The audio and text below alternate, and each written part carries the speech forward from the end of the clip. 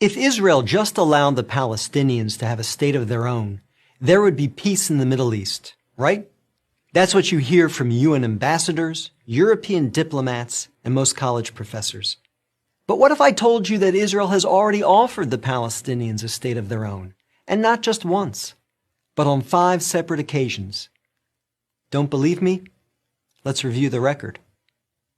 After the breakup of the Ottoman Empire following World War I, Britain took control of most of the Middle East, including the area that constitutes modern Israel. 17 years later, in 1936, the Arabs rebelled against the British and against their Jewish neighbors. The British formed a task force, the Peel Commission, to study the cause of the rebellion. The commission concluded that the reason for the violence was that 2 peoples, Jews and Arabs, wanted to govern the same land. The answer, the Peel Commission concluded, would be to create 2 independent states, one for the Jews and one for the Arabs, a 2-state solution. The suggested split was heavily in favor of the Arabs. The British offered them 80% of the disputed territory, the Jews the remaining 20%. Yet, despite the tiny size of their proposed state, the Jews voted to accept this offer. But the Arabs rejected it and resumed their violent rebellion. Rejection number 1. 10 years later, in 1947, the British asked the United Nations to find a new solution to the continuing tensions. Like the Peel Commission, the UN decided that the best way to resolve the conflict was to divide the land. In November 1947, the UN voted to create 2 states. Again, the Jews accepted the offer, and again, the Arabs rejected it. Only this time, they did so by launching an all-out war. Rejection number 2. Jordan, Egypt, Iraq, Lebanon, and Syria joined the conflict. But they failed. Israel won the war and got on with the business of building a new nation.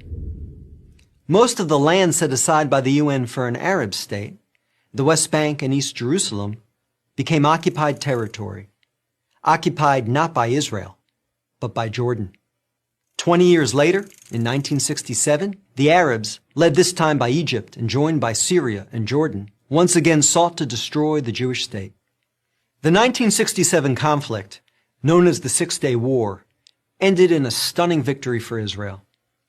Jerusalem and the West Bank, as well as the area known as the Gaza Strip, fell into Israel's hands. The government split over what to do with this new territory. Half wanted to return the West Bank to Jordan and Gaza to Egypt in exchange for peace. The other half wanted to give it to the region's Arabs, who had begun referring to themselves as the Palestinians, in the hope that they would ultimately build their own state there. Neither initiative got very far. A few months later, the Arab League met in Sudan and issued its infamous 3 no's.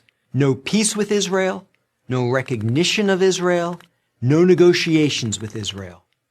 Again, a 2-state solution was dismissed by the Arabs, making this rejection number 3. In 2000, Israeli Prime Minister Ehud Barak met at Camp David with Palestinian Liberation Organization Chairman Yasser Arafat to conclude a new 2-state plan. Barak offered Arafat a Palestinian state in all of Gaza and 94% of the West Bank, with East Jerusalem as its capital. But the Palestinian leader rejected the offer.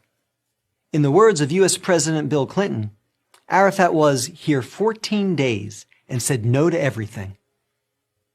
Instead, the Palestinians launched a bloody wave of suicide bombings that killed over 1,000 Israelis and maimed thousands more, on buses, in wedding halls, and in pizza parlors.